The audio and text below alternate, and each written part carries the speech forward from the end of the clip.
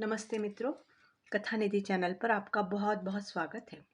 हमारी आज की कहानी जानी मानी साहित्यकारा सुधा चौहान जी ने लिखी हुई है। कहानी का नाम है न्याय। तो चलिए कहानी शुरू करते हैं। गांव के सबसे पुराने और सम्मानित दंपति रामनाथ और उनकी पत्नी सुशीला शांति और संतोष के साथ अपना जीवन यापन कर रहे थे। उनका बेटा राजेश और बहू माया उनके साथ ही रहते थे और एक पोती थी जिसका नाम था निहारिका। गांव में रामनाथ और सुशीला की सभी इज्जत करते थे। उनका जीवन तो यूं साधारण था, लेकिन उनके बीच का प्यार और समझ एक मिसाल थी पूरे गांव के लिए। सुशीला जी का स्वभाव बहुत ही स्नेहल और दयालु था।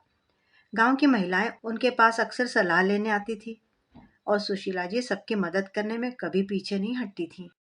वे हमेशा हंसमुख रहती और गांव के सभी लोग उन्हें मान सम्मान देते थे। राजेश और माया भी उनकी बड़ी इज्जत करते थे। माया को सास बहू के रिश्ते में वह घुटन कभी महसूस नहीं हुई जो आमतौर पर देखने में आती है। सुशीला ने माया को अपनी बेटी की तरह ही माना था और माया ने भी उन्हें अपनी माँ की तरह अपनाया। रामनाथ और सुशीला हर दिन सुबह जल्दी उठ जाते थे। रामनाथ ने हर सुबह बगीचे में समय बिताना अपनी आदत बना ली थी। वह पेड़ों की देखभाल करते, पानी डालते और फिर कुछ देर के लिए चौपाल पर जाते, जहां वह गांव के अन्य बुजुर्गों के साथ बैठकर बातें करते। वहीं दूसरी ओर सुशीला जी घर का कामकाज संभालती और रोज की तरह भगवान की पूजा करती। यही उनकी रोज की जीवनचर्या थी। लेकिन एक दिन की सुबह इस साधारण जीवन में एक भयानक मोड़ ले आई। उस दिन की शुरुआत भी वैसे ही हुई जैसे हमेशा होती थी। राजेश सुबह जल्दी उठा और उसने देखा कि माया और पिता भी जाग चुके हैं, लेकिन सुशीला जी अभी तक अपने कमरे से बाहर नहीं आई थी। ऐसा कभी होता नहीं था। सुशीला जी हमेशा ही जल्दी उठती थी। रामनाथ ने सोचा कि शायद आज उनकी पत्नी थकान की वजह से अधिक देर तक सो रही है, लेकिन फिर भी उनका मन कहीं न कहीं बेचैन था। रामनाथ के मन में एक ही सवाल बार बार आ रहा था, सुशीला क्यों नहीं उठी अभी तक। कुछ देर इंतजार करने के बाद में आखिर रामनाथ कमरे के अंदर गए, लेकिन उनका दिल पता नहीं क्यों धड़क रहा था। कमरे के अंदर का नजारा तो कुछ अलग ही था। सुशीला जी अपनी चारपाई पर एकदम सतर पड़ी हुई थी, बिल्कुल स्थिर। रामनाथ ने उन्हें पुकारा, सुशीला, सुशीला, लेकिन कोई जवाब नहीं आया। वह थोड़ा और करीब गए और उन्हें झकझोर कर हिलाने की कोशिश करने लगे, लेकिन तब भी कोई प्रतिक्रिया नहीं हुई। रामनाथ ने सुशीला जी की नब्ज देखने की कोशिश की, लेकिन वहां कोई धड़कन नहीं थी। वे समझ गए कि सुशीला इस दुनिया को छोड़कर जा चुकी है। रामनाथ जी की आंखों में आंसू आ गए। वो चिल्लाते हुए बाहर दरवाजे तक आए, राजेश, माया, जल्दी आओ बेटा। राजेश और माया जल्दी से कमरे में आए और उन्होंने देखा कि सुशीला जी अब इस दुनिया में नहीं थी। माया ने जैसे ही अपनी सास को देखा तो उसकी आंखों से भी आंसू बहने लगे। वो रोते हुए बोली, अम्मा, आप हमें छोड़कर कैसे जा सकती हैं। पूरा घर ही शोक में डूब गया। कुछ देर बाद रामनाथ जी की नजर सुशीला के माथे पर पड़ी। वहां पर एक छोटा सा घाव था जिसे पहले उन्होंने कभी नहीं देखा था। यह घाव कैसे हुआ, यह सवाल रामनाथ के मन में तैरने लगा। उन्होंने राजेश और माया को भी इसके बारे में पूछा, लेकिन उन्होंने कहा कि उन्होंने भी इस घाव को पहले नहीं देखा था। हो सकता है कि रात में सुशीला जी बिस्तर से गिर गई होंगी, जिसकी वजह से उन्हें ये लगा हो। उस समय वो जग रही होंगी तो वापस बिस्तर पे सो गई। रामनाथ को हालांकि यह बात कुछ जच नहीं रही थी, फिर भी उन्होंने सोचा कि अगर सुशीला गिरती तो शायद कोई तो आवाज सुनाई देती, लेकिन रात भर तो किसी ने कुछ नहीं सुना था। फिर उन्होंने अपने दिल को समझाया कि शायद यह स्वाभाविक मृत्यु है और जो बेटा और बहू कह रहे हैं कि उनकी पत्नी रात में बिस्तर से गिर गई हो, शायद वही हुआ होगा। गांव के लोग अब धीरे धीरे उनके घर में इकट्ठे होने लगे। जब सबको यह खबर मिली कि सुशीला नहीं रही तो पूरे गांव में मातम छा गया। सब उन्हें याद कर रहे थे और उनके गुणों की चर्चा कर रहे थे। गांव के बुजुर्ग कहने लगे, इतनी अच्छी महिला, भगवान ने उन्हें अपनी शरण में बुला लिया है। रामनाथ, तुम अपने दिल को थोड़ा तसल्ली रखो। लेकिन रामनाथ के दिल और दिमाग में यही सवाल अब भी उठ रहा था कि आखिर सुशीला को चोट कैसे लगी।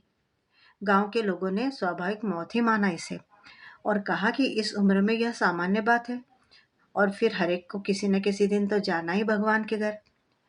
लेकिन रामनाथ का मन इस बात को मानने के लिए तैयार नहीं था।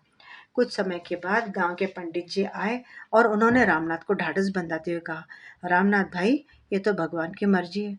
सुशीला जी बहुत पुण्यात्मा थी, इसलिए उन्हें किसी तरह की तकलीफें नहीं सहनी पड़ी अंत समय में, और भगवान ने उन्हें अच्छे अच्छे अपने पास बुला लिया।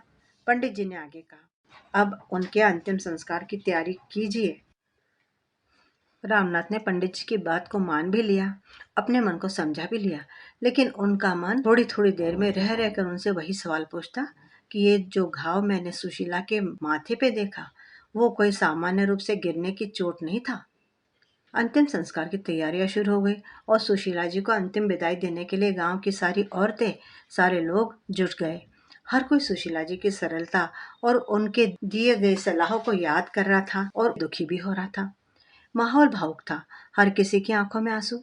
माया और राजेश भी बहुत दुखी थे। वे अपने पिता को इस कठिन समय में उनके साथ ही खड़े थे। रामनाथ की हालत दिन ब दिन खराब हो रही थी। उनका मन शांत नहीं था और हर रात वही घाव उनके सपने में उन्हें दिखाई देता। उन्हें लगता कि सुशीला की मौत के पीछे कोई रहस्य तो नहीं।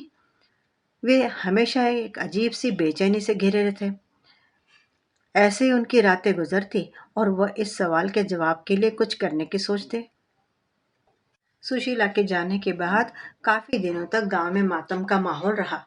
सारी गृहिणियां सुशीला के गुणों की तारीफ करती और रामनाथ के प्रति सहानुभूति बरतती। धीरे धीरे समय बीत रहा था, लेकिन अब रामनाथ के परिवार में पहले वाली शांति और सुकून न रहा। रामनाथ घर में अकेलापन महसूस कर रहे थे।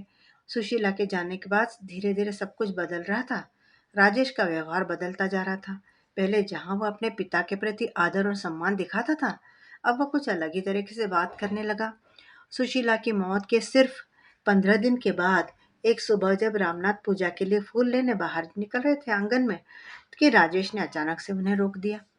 बिना किसी संकोच के वह कठोर स्वर में बोला, बाबूजी, अब ये पूजा वूजा का नाटक बंद करो। मैं साफ साफ कह रहा हूँ, मैं तुम्हारे ये घड़ियालू आंसू और नहीं देख सकता।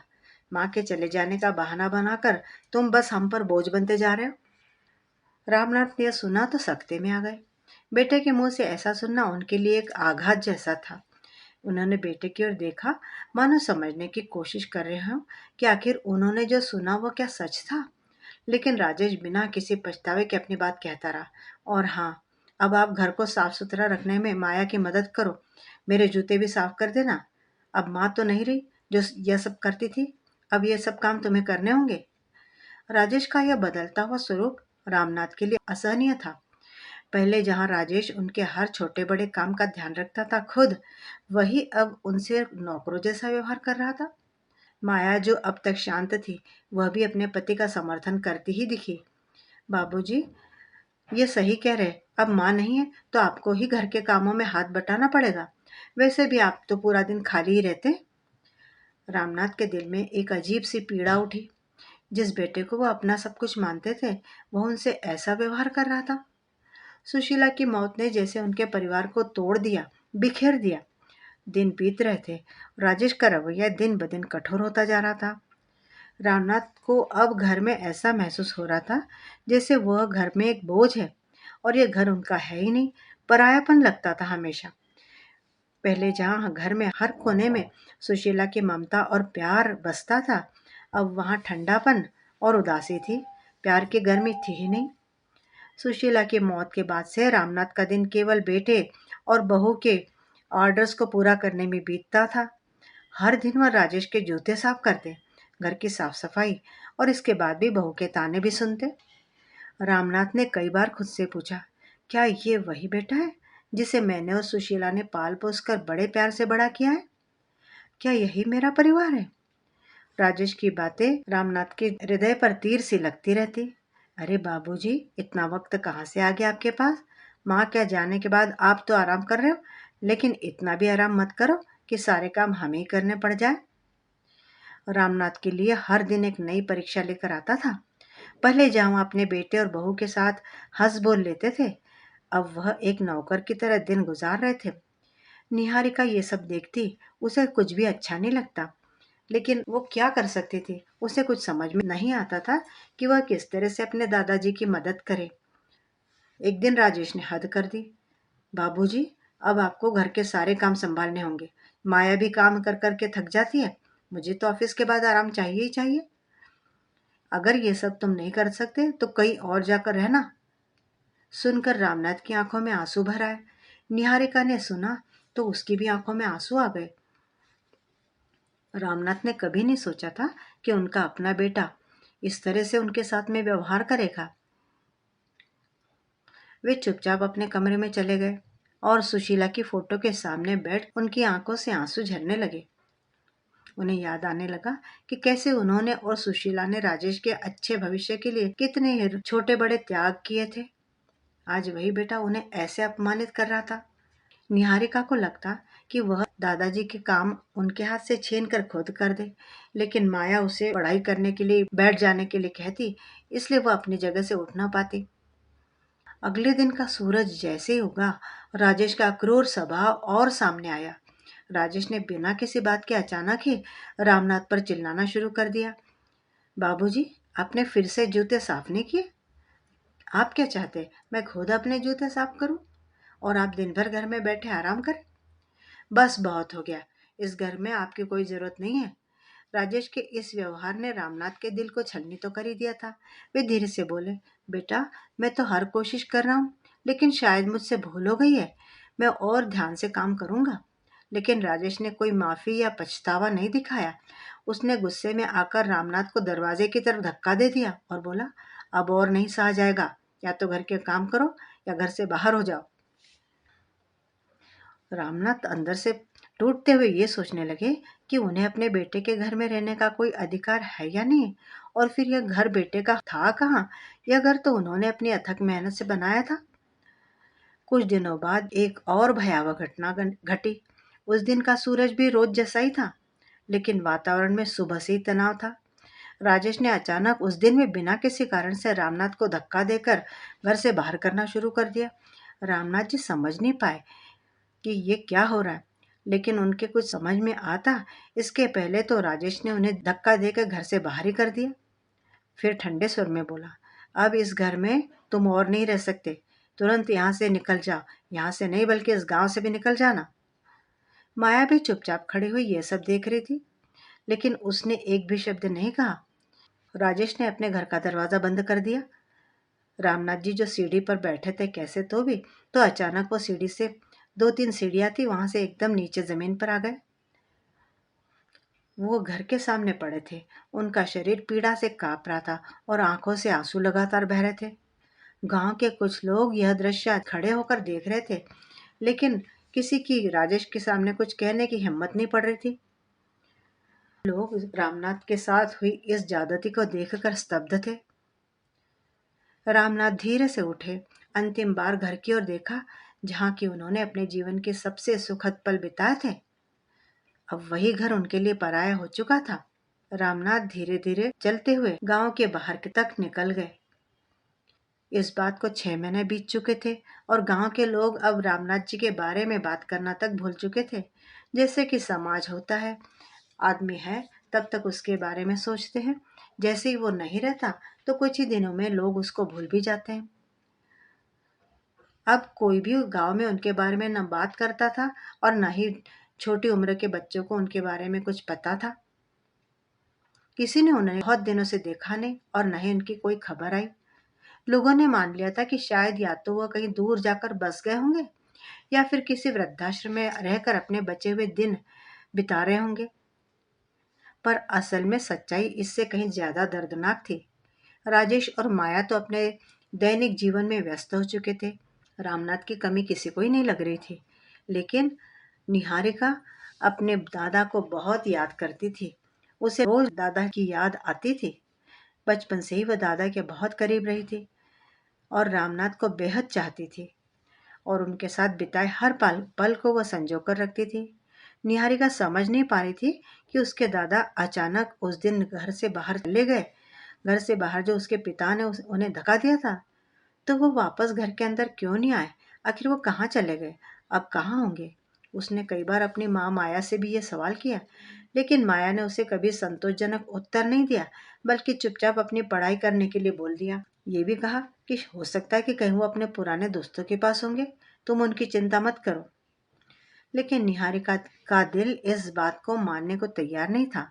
वो जानती थी कि कुछ तो ऐसा था जो उसके सामने छिपाया जा रहा था।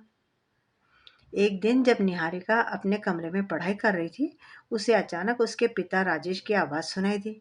वो अपने कमरे में अकेले थे और किसी से फ़ोन पर बात कर रहे थे, लेकिन बड़ी धीमी आवाज़ में, जैसे उन्हें डर हो कि उनकी आवाज़ दूसरे कोई सुन ना ले। उनकी आवाज़ में और बातों में कुछ ऐसा था जिसने निहारिका का ध्यान खींच लिया। वो धीरे से उठकर अपने पिता के कमरे के दरवाजे के पास गई और दरवाजे की दरार से सुनने लगी। राजेश की बातें निहारिका के दिल को चौंका देने वाली थी।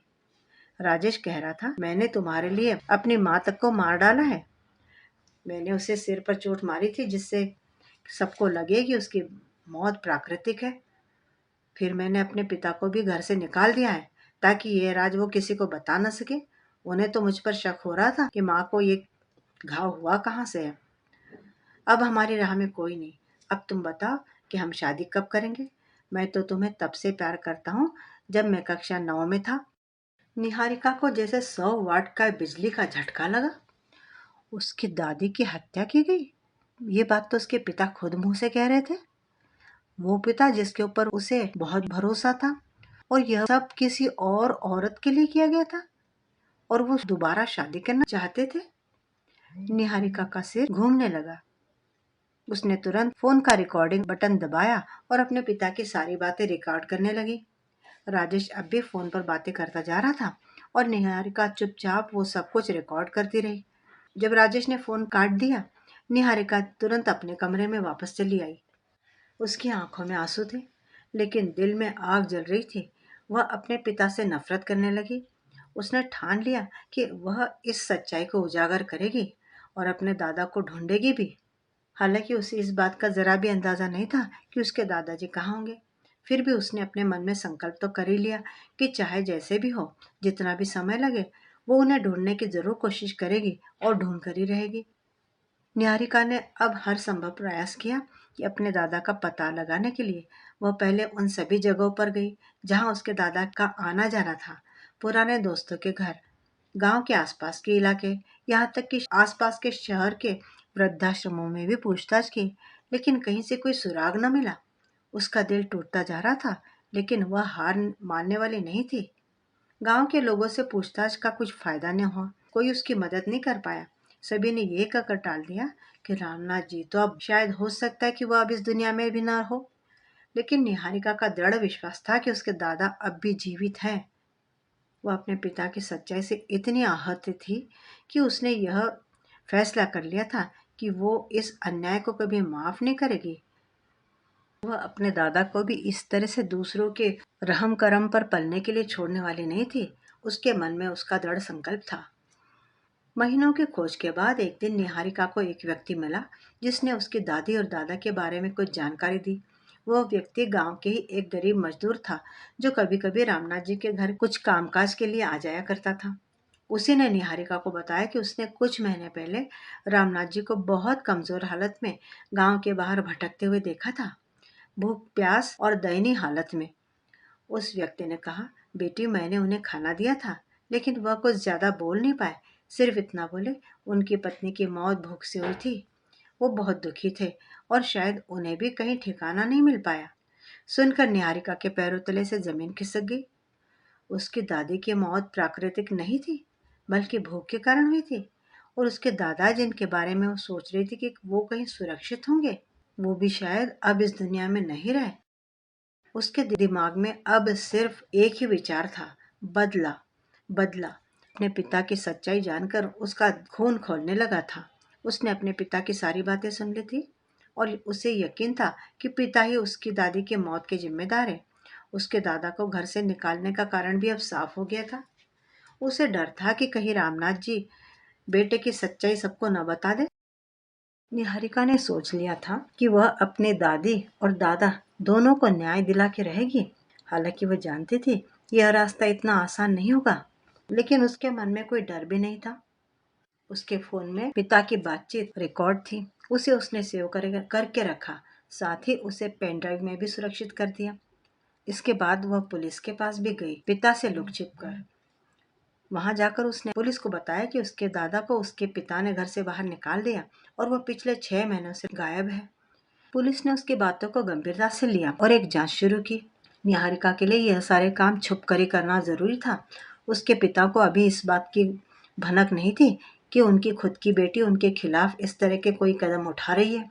निहारिका की जिंदगी का अभी एक ही मकसद था, अपने दादा को न्याय दिलाना, अपने दादा को ढूंढ निकालना और साथ ही अपने पिता से बदला भी लेना।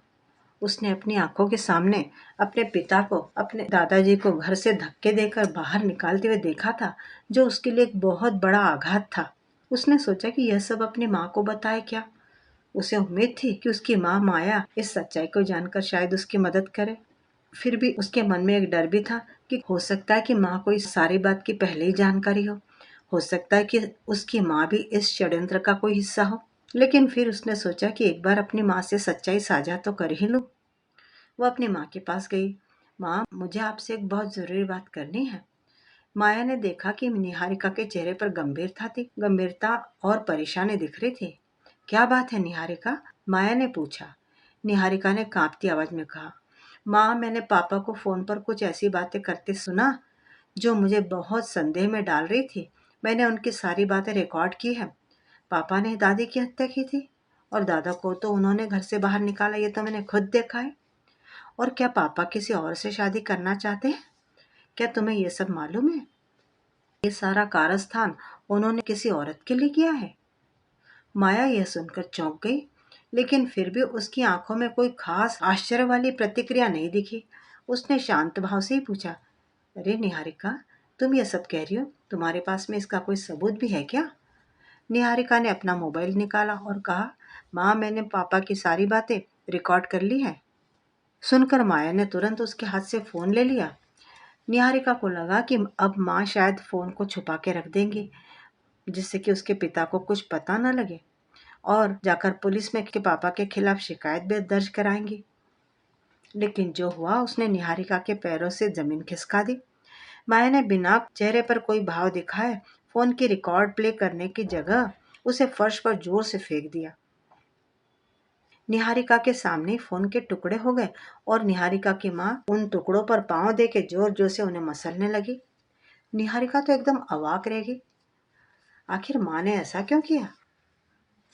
माया ने ठंडे स्वर में कहा, तुम जो जानना चाहती हो वो सब मैं पहले से जानती हूँ निहारिका। हाँ, मैंने तुम्हारे पिता की मदद की थी तुम्हारी दादी को खत्म करने में, क्योंकि हमें तुम्हारी दादी की जमीन चाहिए थी। तुम्हारी दादी हमारे रास्ते की सबसे बड़ी रुकावट थी। निहारिका को अपने कानों पर विश्वास न हो रहा था। उसकी अपनी माँ, जिसे वह हमेशा से अपने परिवार का एक मजबूत सहारा मानती आई थी, दादी की हत्या में शामिल। उसे लगा जैसे उसका पूरा जीवन एक झूठ पर टिका हुआ था। माया ने निहारिका को समझाने की कोशिश की। निहारिका, तुम्हारी दादी हमेशा से हमारे खिलाफ थी। वो तुम्हारे पापा और मेरे बीच में एक दीवार बन के खड़ी रहती थी। जब हम उन्हें और बर्दाश्त न कर पाए, तब हमने ये कठोर निर्णय लिया। और तुम्हारे दादा को भी तो निकालना जरूरी था घर से। अगर वो यहाँ रहते तो हमारे लिए बड़ी मुश्किलें खड़ी करते। सुनकर निहारिका गुस्से में थरथर कांपने लगी। उसकी आंखों में आंसू थे, लेकिन उसके दिल में अब गुस्से और बदले की लावा धधक रही थी।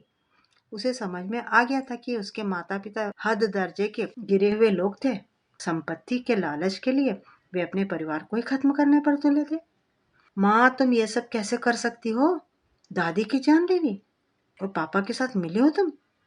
निहारिका की आंखों से गुस्से की लपटें उड़ रही थी। माया ने उसकी तरफ ठंडेपन से देखते हुए कहा, तुम्हारी दादी और दादा पुराने जमाने के थे, हमारी जिंदगी में रुकावट बन रहे थे। अगर हमें अपनी जिंदगी ठीक से जीनी थी तो ये करना जरूरी था। तुम इस बात को समझने की कोशिश करो निहारिका, और ये सब कुछ हमने तुम्हारे भविष्य के लिए ही किया है। निहारिका के लिए अब अपनी माँ के शब्द बर्दाश्त से बाहर हो चुके थे। ये सब उसकी भलाई के लिए किया? अरे ये तो पूरी तरह से पागलपन था। अब वो क्या करे? उसने सोचा अब तो उसके माँ और पिता उसकी तरफ से बहुत सतर्क हो जाएंगे। अब वह आगे क्या करे? उसने तो माँ को पिता की सच्चाई बता दी थी, जो कि पहले से माँ जानती थी। उसने सोचा कि पिता जिस महिला से बात कर रहे थे उस महिला का पता लगाया जाए। शायद उस महिला से कोई जानकारी मिल सके। उसने अपने माता पिता के फ़ोन की निगरानी करनी शुरू कर दी। आखिरकार उसे उस महिला का नाम और पता मिल ही गया।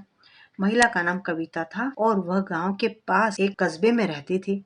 निहारिका ने उसके बारे में सारी जानकारी इकट्ठा कर ली और जाना कि वह उसके पिता की पुरानी जान पहचान वाली थी और वे दोनों काफी दिनों से एक दूसरे के संपर्क में भी थे।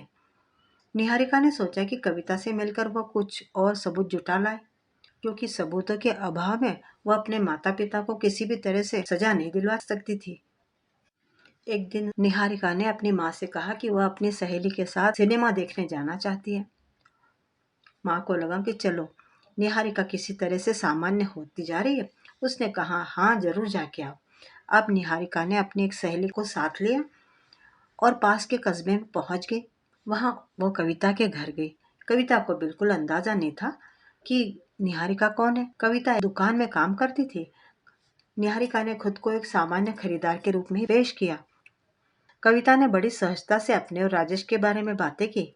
उसने बताया कि कैसे वे दोनों बचपन से ही एक दूसरे से जुड़े थे और राजेश अब पत्नी की मर्जी से ही पत्नी से तलाक लेकर उससे शादी करना चाहता था। पत्नी उसकी पसंद की नहीं थी। उसके माँ बाप ने उसकी शादी जबरदस्ती करवाई थी माया से। निहारिका ने ये सारी बातें ध्यान से सुनी। अब वह पूरी तरह से तैयार थी। उसके पास कविता और उसके पिता के रिश्ते का भी सबूत था। फिर से पुलिस के पास गई और उसने पूछा कि दादाजी को ढूंढने में उन्होंने क्या कुछ सफलता हासिल की है। पुलिस ने उसकी बातों को सुनकर कहा कि तलाश जारी है। निहारिका ने कविता के बारे में भी पुलिस को बताया और राजेश और माया के बारे में भी। जब निहारिका ने के माता पिता को इस बात का पता चला कि निहारिका तो पुलिस के पास गई है, तो वे घबरा गए। लेकिन अब कुछ भी बचाने का समय उनके पास नहीं था। पुलिस ने उनके खिलाफ सख्त कदम उठाया। उन्हें गिरफ्तार कर लिया गया। निहारिका ने आखिरकार अपने माता पिता के झूठ और धोखे का पर्दाफाश कर दिया था। अब निहारिका के सामने अपने दादाजी को ढूंढने का उद्देश्य बाकी था। निहारिका ने पुलिस को पेन ड्राइव की एक कॉपी और दे दी। जब उसकी माँ ने उसकी की गई रिकॉर्डिंग वाला मोबाइल बिना किसी हिचकिचाहट के तोड़ दिया था, तभी निहारिका का शक यकीन में बदल गया था कि उसकी माँ भी उसकी दादी और दादा के साथ किए गए अन्याय में शामिल है। अब वह ज्यादा देर तक चुप नहीं रह सकती थी। निहारिका का दिल तेजी से धड़क रहा था। पुलिस ने तुरंत ही राजेश और माया को गिरफ्तार किया। राजेश ने शुरुआत में काफी कोशिश की कि वह अपनी मासूमियत बेगुनाही साबित कर सके, लेकिन निहारिका के पास में ठोस सबूत थे और उसे दोषी साबित करने के लिए काफी थे। पुलिस की मार पड़ने पर माया ने भी सच्चाई स्वीकार कर ली। निहारिका के लिए यह समय बहुत मुश्किल था। अपने माता पिता को पुलिस के सामने देखकर उसके दिल में दुख और क्रोध की मिश्रित भावनाएं थी, लेकिन वो जानती थी कि उसने जो किया वो सही था। पूरी तरह जांच पड़ताल होने के बाद में कोर्ट में ये बात साबित हो गई और हत्या और साजिश के आरोप में, साथ ही पिता के प्रति हिंसा के आरोप में राजेश और माया को आजीवन कारावास की सजा सुनाई गई। सजा सुनकर निहारिका के दिल में अजीब सा संतोष महसूस हुआ। उसने आखिरकार अपने दादा और दादी के लिए न्याय पा लिया था, लेकिन अभी उसके लिए एक और बात करना शेष थी और वो था उसके दादाजी की तलाश। निहारिका जानती थी कि उसके दादा की हालत इतनी अच्छी नहीं होगी और उसे उसके दादाजी की काफी देखभाल करनी पड़ेगी, लेकिन उसने सोचा कि दादा के लिए वह सब कुछ करेगी। काफी महीनों की खोजबीन के बाद पुलिस ने आखिर एक वृद्धाश्रम का पता लगा लिया, जिसमें उन्हें निहारिका के दादाजी होने की बात मालूम पड़ी थी। जब निहारिका वहां पहुंची तो उसके दादा की हालत देखकर उसकी आंखों में तो आंसू आ गए। दादाजी ने जीवन में बहुत कुछ सहा था, फिर भी अभी उनकी आंखों में एक चमक बाकी थी। उन्होंने अपनी पोती को देखते ही पहचान लिया, उसे गले से लगा लिया। निहारिका, तूने मुझे ढूंढ लिया बेटी? उनके शब्द कांप रहे थे। हाँ दादाजी, मैं आपको वापस अपने घर ले जाने के लिए आई हूँ, निहारिका ने कहा तो दोनों की आंखों से आंसू बहने लगे, लेकिन दिल में बड़ी राहत थी। निहारिका अपने दादा को अपने घर वापस ले आई। उनके साथ उसने एक नई जिंदगी की शुरुआत की। अब उनके पास में सब कुछ था। निहारिका ने इस बात का ध्यान रखा कि दादाजी को आगे जीवन में किसी प्रकार की तकलीफ न हो। निहारिका के साहस की प्रशंसा करनी चाहिए। वो जानती थी कि अगर उसके माँ बाप को जेल हो गई तो आगे उसका जीवन आसान नहीं रह जाएगा।